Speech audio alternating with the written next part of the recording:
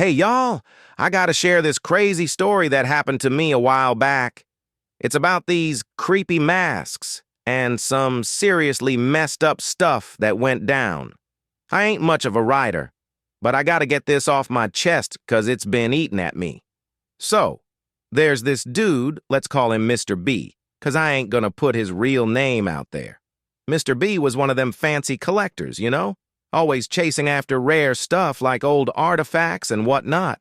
Anyways, he gets wind of this collection of ancient ceremonial masks from some village in the middle of nowhere. And get this, the village is like abandoned or something. Red flag right there, if you ask me. But Mr. B, he's all about the thrill of the hunt, so he don't care. He buys the whole dang collection and brings it back to his mansion, which, by the way, is this old, run-down villa that gives you the creeps just looking at it. Now, these masks ain't your ordinary Halloween costumes. Nah, they got some serious history behind them. Apparently, they were made by the folks in that village as some kind of tribute to their ancestors or whatever, but here's the kicker. Each mask supposedly holds the soul of the person who made it. Yeah, you heard me right. Souls trapped in wooden masks. Crazy stuff, right?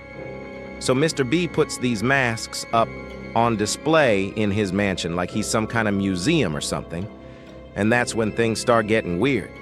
At first, it's just little stuff, like weird noises in the middle of the night and shadows moving where there ain't supposed to be any, but then people start disappearing. I'm talking about Mr. B's friends and associates, folks who come over to check out the collection. One by one, they vanish without a trace. And here's the freaky part. Every time someone disappears, one of the masks goes missing too. Like they're connected or something. Now, I ain't no detective, but even I can put two and two together. Those masks ain't just sitting there looking pretty. Nah, they got a mind of their own, and they ain't happy about being taken from their home. So, fast forward a bit, and Mr. B's mansion starts feeling more like a haunted house than a fancy collector's pad. People are too scared to even step foot inside because they know what's waiting for them. But Mr. B, he's stubborn as a mule. He refuses to believe that those masks are anything more than just pieces of wood. And then one night it happens. I'm not there to witness it myself, but I heard the stories.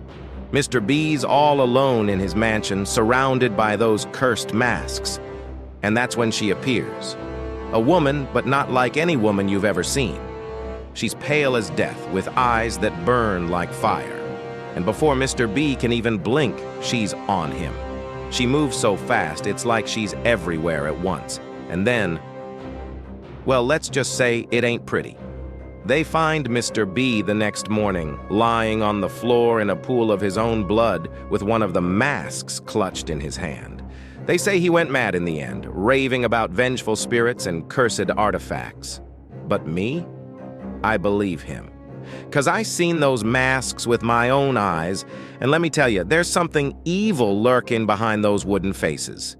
So yeah, that's my story. Take it or leave it. But just remember, sometimes the things we think we own end up owning us instead. And ain't no amount of money or fancy collections gonna protect you from the darkness that lies within. Sorry about that, got a bit carried away. Where was I? Oh yeah, the aftermath. So after Mr. B's gruesome demise, word spreads like wildfire about what happened in that mansion.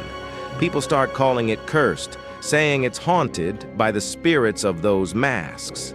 And let me tell you, ain't nobody brave enough to go near that place after what went down. The authorities, they try to make sense of it all. They investigate, they question witnesses like me, but they come up empty-handed. How do you explain something like this, right? Souls trapped in masks, seeking revenge on those who dared to disturb their rest. It's like something out of a horror movie, except it's real life. As for me, well, I steer clear of anything even remotely connected to those masks. Ain't no way I'm messing with forces I can't understand. Some things are better left alone, you know what I'm saying? But here's the kicker.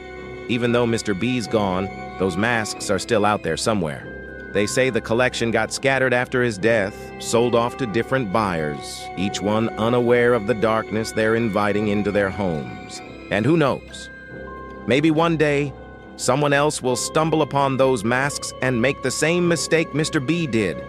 Maybe they'll think they can control the power locked within those wooden faces. But mark my words, they'll learn the hard way that some things can't be controlled. Some things are beyond our understanding, lurking in the shadows, waiting for the perfect moment to strike. So yeah, that's the story of the Masks of Vengeance. Take it for what it's worth, but just remember, curiosity killed the cat, and it might just do the same to you if you ain't careful. As for me, I'll be keeping my distance from anything that smells even remotely like trouble. Ain't worth risking my neck for a few pieces of wood, no matter how ancient or valuable they might be.